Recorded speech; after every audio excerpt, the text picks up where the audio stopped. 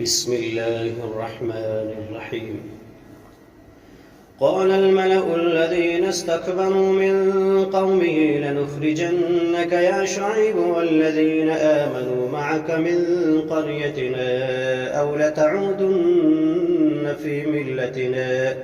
قال أولو كنا كارهين قد افترينا على الله كذبا إن عدنا في ملتكم بعد إذ نجانا الله منها وما يكون لنا أن نعود فيها إلا أن يشاء الله ربنا وسع ربنا كل شيء علما على الله توكلنا ربنا افتح بيننا وبين قومنا بالحق وأنت خير الفاتحين. وقال الملأ الذين كفروا من قومه لئن اتبعتم شعيبا إنكم إذا لخاسرون فأخذتهم الرجفة فأصبحوا في دارهم جاثمين. الذين كذبوا شعيبا كأن لم يغنوا فيها الذين كذبوا شعيبا كانوا هم الخاسرين. فتولى عنهم وقال يا قوم لقد أبلغتكم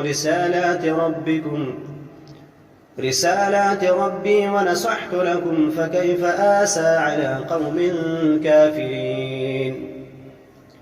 وما أرسلنا في قرية من نبي إلا أخذنا أهلها بالبأساء والضراء لعلهم يضرعون ثم بدلنا مكان السيئة الحسنة حتى عفوا وقالوا قد مس آباءنا الضراء والسراء فأخذناهم بغتة وهم لا يشعرون.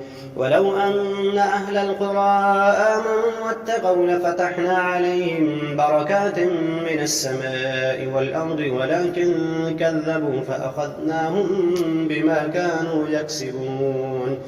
فأمن أهل القرى أن يأتيهم بأسنا بياتا وهم نائمون أو أمن أهل القرى أن يأتيهم بأسنا ضحى وهم يلعبون. أفأمنوا مكر الله فلا يأمن مكر الله إلا القوم الخاسرون. أولم يهد للذين يرثون الأرض من بعد أهلها أن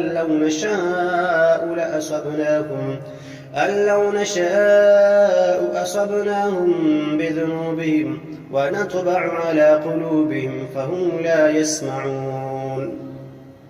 تلك القرى أقص عليك من أنبائها ولقد جاءتهم رسلهم بالبينات فما كانوا ليؤمنوا بما كذبوا من قبل كذلك يطبع الله على قلوب الكافرين.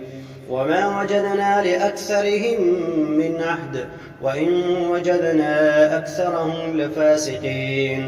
ثم بعثنا من بعدهم موسى بآياتنا إلى فرعون وملئه فظلموا بها فانظر كيف كان عاقبة المفسدين.